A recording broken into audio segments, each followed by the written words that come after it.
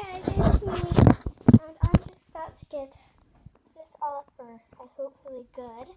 And I have a prophecy, and I have a prophecy is because I'm going to film a video how to do basketball. There's lots of ways to do basketball. I'm doing this as a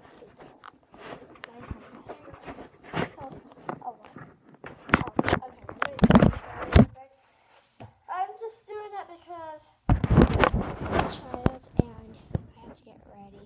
I'm not going to do I'm instead going to get the cast done. I'm just going to show some ways. And yeah, you can see me perfectly. So there's one way to basketball, which you can hold it like this and go like that. And then there's another way you can just go like that.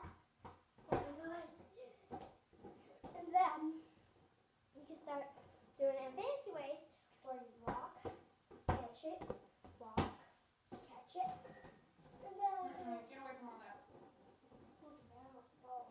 Okay. Then That's a lot of glass right there. There's another way. And you shove it over to somewhere, which I don't say you should do it like that way, like backwards, not near you, because it could be difficult there. So yeah. And that's all for today.